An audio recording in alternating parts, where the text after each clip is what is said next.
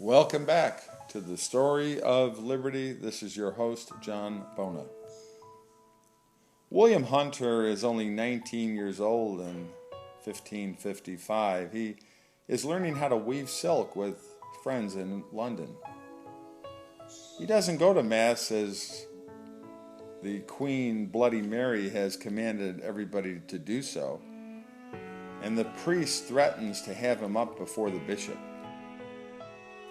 Well, you better drift away for a little bit, so he strolls back home to Brettonwood and goes into a church and sees a Bible chained to the desk. And since Bloody Mary has come to the throne, only the priests are allowed to read it. But William Hunter dares to open it. Reading the Bible is a joy to him. And they ask, "What right do you have to read it?" "I read it because I like to." "Who gave you right to read the Bible?" William says, "Well, I found it here chained to the desk and I wish to read it. I want to read this Bible as long as I live." "Then you're a heretic." He says, "No, I'm not." See, the priest cannot permit any reading of the book in his parish, and now they send for William's father. "Your son is a heretic. Bring him here to me at once, or I'll put him and you in jail." And he says, "Would you have me seek my own son to have him burned? Just go and bring him."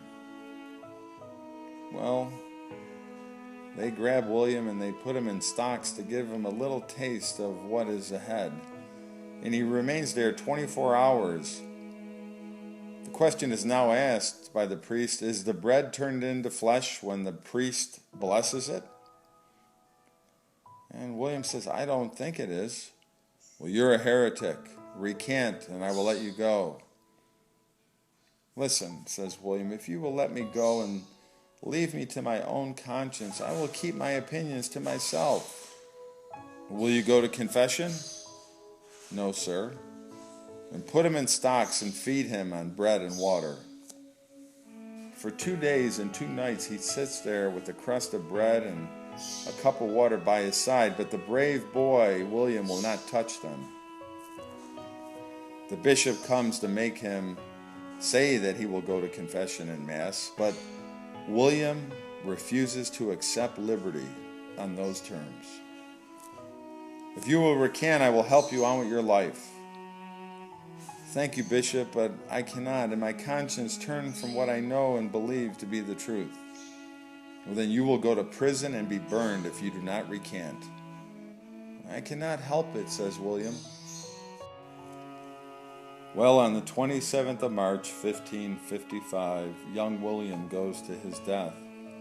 His brother Robert walks by his side to comfort him. Over to the stake.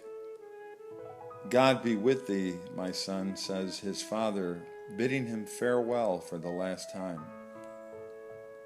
"We shall meet again, Father," and he kneels upon the coals and prays. "Here is the Queen's pardon if you will recant," says the sheriff. And William says, "I cannot accept life on those terms," and put the chains around him. "As you are about to burn here, so shall you burn in hell," says a bigoted priest, and the coals kindle. "Goodbye, William, be of good cheer," says his brother. "Goodbye, Robert. I fear neither torture nor death. Lord Jesus, receive my spirit." And so young William Hunter lays down his life for liberty.